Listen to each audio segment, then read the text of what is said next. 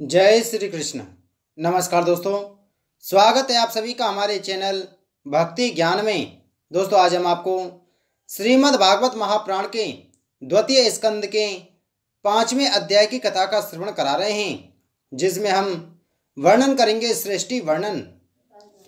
नारद जी ने पूछा, पिताजी आप केवल मेरे ही नहीं सबके पिता, समस्त देवताओं से श्रेष्ठ एवं सृष्टि करता हैं। आपको मेरा प्रणाम है। आप मुझे वह ज्ञान दीजिए जिससे आत्म तत्व का साक्षात्कार हो जाता है। पिताजी, इस संसार का क्या लक्षण है, इसका आधार क्या है, इसका निर्माण किसने किया है, इसका प्रलय किसमें होता है, यह किसके अधीन है और वास्तव में यह है क्या वस्तु। आप इसका तत्व बतलाइए। आप तो यह सब कुछ जानते हैं, क्योंकि जो कुछ हुआ है, हो रहा है या होगा, उसके स्वामी आप ही हैं। यह सारा संसार हथेली पर रखे हुए आंवले के समान आपकी ज्ञान दृष्टि के अंतर्गत ही है। पिताजी, आपको यह ज्ञान कहाँ से मिला? आप किसके आधार पर ठहरे हुए हैं? आपका स्वामी कौन है और आपका स्वरूप क्या है? आप अकेले ही अपनी माया से पंचभूतों के द्वारा प्राणियों की सृष्टि कर लेते हैं। कितना अद्भुत है। जैसे मकड़ी अनायास ही अपने मुंह से जाला निकालकर उसमें खेलने लगती है, वैसे ही आप अपनी शक्ति के आश्रय से जीवों को अपने में ही उत्पन्न करते हैं, और फिर भी आप में कोई विकार नहीं होता। जगत में नाम रूप और गुणों से जो कुछ जाना जाता है, उसमें मैं ऐसी कोई सत असत, उत्तम मध्यम या अधम वस्तु नहीं देखता जो आपके सिवा और किसी से उत्पन्न हुई हो। इस प्रकार सबके ईश्वर होकर भी आपने एकाग्र चित्त से घोर तपस्या की। इस बात से मुझे मोह के साथ साथ कुछ बड़ी शंका भी हो रही है कि आपसे बड़ा भी कोई है क्या। पिताजी, आप सर्वज्ञ और सर्वेश्वर हैं। जो कुछ मैं पूछ रहा हूँ वह सब आप कृपा करके मुझे इस प्रकार समझाइए कि जिससे मैं आपके उपदेश को ठीक ठीक समझ सकूं। ब्रह्मा जी ने कहा, बेटा नारद, तुमने जीवों के प्रति करुणा के भाव से भरकर यह बहुत ही सुंदर प्रश्न किया है, क्योंकि इससे भगवान के गुणों का वर्णन करने की प्रेरणा मुझे प्राप्त हुई है।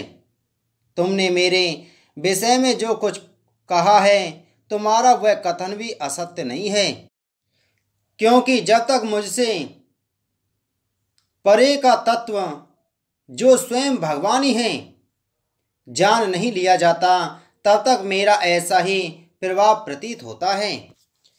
जैसे सूर्य, अग्नि, चंद्रमा, ग्रह, नक्षत्र और तारे उन्हीं के प्रकाश से प्रकाशित होकर जगत में प्रकाश फैलाते हैं, वैसे ही मैं भी उन्हीं स्वयं प्रकाश भगवान के चिन्मय प्रकाश से प्रकाशित होकर संसार को प्रकाशित कर रहा हूँ। उन भगवान वासुदेव की मैं वंदना करता हूँ और ध्यान भी, जिसकी दुर्जय माया से मोहित होकर लोग मुझे जगत गुरु कहते हैं। यह माया तो उनकी आंखों के सामने ठहरती ही नहीं, झेप कर दूर से ही भाग जाती है, परंतु संसार के अज्ञानी जन उसी से मोहित होकर यह मैं हूँ, यह मेरा है, इस प्रकार बकते रहते हैं। भगवत स्वरूप नारद, द्रव्य, कर्म, काल, स्वभाव और जीव वास्तव में भगवान से भिन्न दूसरी कोई भी वस्तु नहीं है। वेद नारायण के परायण हैं, देवता भी नारायण के ही अंगों में कल्पित हुए हैं, और समस्त यज्ञ भी नारायण की प्रसन्नता के लिए ही है, तथा उनसे जिन लोकों की प्राप्ति होती है वे भी नारायण में ही कल्पित हैं। सब प्रकार से योग भी नारायण की प्राप्ति के ही हेतु है। सारी तपस्याएं नारायण की ओर ही ले जाने वाली हैं। ज्ञान के द्वारा भी नारायण ही जाने जाते हैं। समस्त साध्य और साधनों का पर्यवसान भगवान नारायण में ही है। वे दृष्टा होने पर भी ईश्वर हैं, स्वामी हैं, निर्विकार होने पर भी सर्वस्वरूप हैं। उन्होंने ही मुझे बनाया है और उनकी दृष्टि से ही प्रेरित होकर मैं उनके इच्छानुसार सृष्टि रचना करता हूँ। भगवान माया के गुणों से रहित एवं अनंत हैं। सृष्टि, स्थिति और प्रलय के लिए रजोगुण, सत्वगुण और तमोगुण, ये 3 गुण माया के द्वारा उनमें स्वीकार किए गए हैं। ये ही तीनों गुण द्रव्य, ज्ञान और क्रिया का आश्रय लेकर मायातीत नित्य मुक्त पुरुषों को ही माया में स्थित होने पर कार्य, कारण और कर्तापन के अभिमान से बांध लेते हैं। नारद, इंद्रियातीत भगवान गुणों के इन 3 आवरणों से अपने स्वरूप को भली भांति ढक लेते हैं, इसलिए लोग उनको नहीं जान पाते। सारे संसार के और मेरे भी एकमात्र स्वामी वे ही हैं। मायापति भगवान ने एक से बहुत होने की इच्छा होने पर अपनी माया से अपने स्वरूप में स्वयं प्राप्त काल, कर्म और स्वभाव को स्वीकार कर लिया। भगवान की शक्ति से ही काल ने तीनों गुणों में क्षोभ उत्पन्न कर दिया। स्वभाव ने उन्हें रूपांतरित कर दिया और कर्म ने महतत्व को जन्म दिया। रजोगुण और सत्वगुण की बुद्धि होने पर महतत्व का जो विकार हुआ उसे ज्ञान, क्रिया और दिव्य रूप तुम प्रधान विकार हुआ, वह अहंकार कहलाया और विकार को प्राप्त होकर 3 प्रकार का हो गया। उसके भेद हैं वैकारिक, तेजस और तामस। नारद जी, वे क्रमश ज्ञान शक्ति, क्रिया शक्ति और द्रव्य शक्ति प्रदान हैं। जब 5 महाभूतों के कारण रूप तामस अहंकार में विकार हुआ तब उसे आकाश की उत्पत्ति हुई। आकाश की तन मात्रा और गुण शब्द हैं। इस शब्द के द्वारा ही दृष्टा और दृश्य का बोध होता है। जब आकाश में विकार हुआ तब उससे वायु की उत्पत्ति हुई।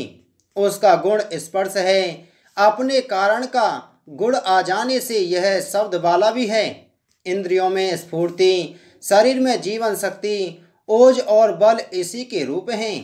काल, कर्म और स्वभाव से वायु में भी विकार हुआ, उससे तेज की उत्पत्ति हुई। इसका प्रधान गुण रूप है। साथ ही इसके कारण आकाश और वायु के गुण, शब्द एवं स्पर्श भी इसमें है। तेज के विकार से जल की उत्पत्ति हुई। इसका गुण है रस। कारण तत्वों के गुण, शब्द, स्पर्श और रूप भी इसमें है। जल के विकार से पृथ्वी की उत्पत्ति हुई। इसका गुण है गंध। कारण के गुण कार्य में आते हैं। इस न्याय से शब्द, स्पर्श, रूप और रस, ये चारों गुण भी इसमें विद्यमान हैं। वैकारिक अहंकार से मन की और इंद्रियों के 10 अधिष्ठात्र देवताओं की भी उत्पत्ति हुई। इनके नाम हैं दिशा, वायु, स्वर्ग, वरुण, अश्विनी कुमार, अग्नि, इंद्र, विष्णु, मित्र और प्रजापति। तेजस अहंकार के विकार से क्षोत्र, त्वचा, नेत्र, जिह्वा और घ्राण, ये 5 ज्ञानेंद्रियां एवं वाक, हस्त, पाद, गुदा और ज्ञानेंद्रियां, ये 5 कर्मेंद्रियां उत्पन्न हुई हैं। साथ ही ज्ञान शक्ति रूप बुद्धि और क्रिया शक्ति रूप प्राण भी तेजस अहंकार से ही उत्पन्न हुए। श्रेष्ठ ब्रह्मविद, जिस समय ये पंचभूत इंद्रियां, मन और सत्व आदि तीनों गुण परस्पर संगठित नहीं थे, तब अपने रहने के लिए भोगों के साधन रूप शरीर की रचना नहीं कर सके। जब भगवान ने इन्हें अपनी शक्ति से प्रेरित किया तब वे तत्व परस्पर एक दूसरे के साथ मिल गए और उन्होंने आपस में कार्य कारण भाव स्वीकार करके व्यष्टि समष्टि रूप पिंड और ब्रह्मांड दोनों की रचना की। वह ब्रह्मांड रूप अंडा 1 सहस्त्र वर्ष तक निर्जीव रूप से जल में पड़ा रहा।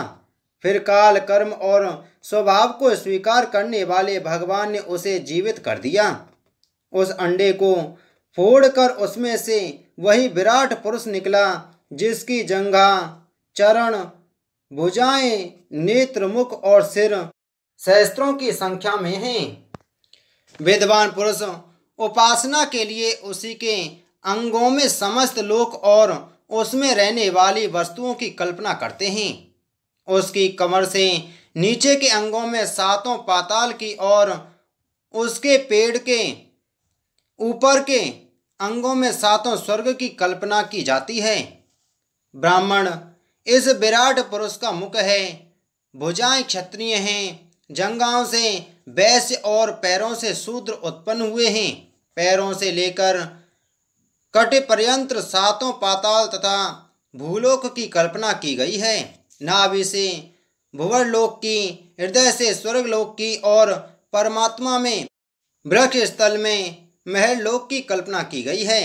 उसके गले में जनलोक और दोनों स्तनों में तपोलोक और मस्तक में ब्रह्मा का नित्य निवास स्थान सत्यलोक है। उस विराट पुरुष की कमर में अतल, जांघों में वितल, घुटनों में पवित्र सुतल लोक और जंघाओं में तलातल की कल्पना की गई है।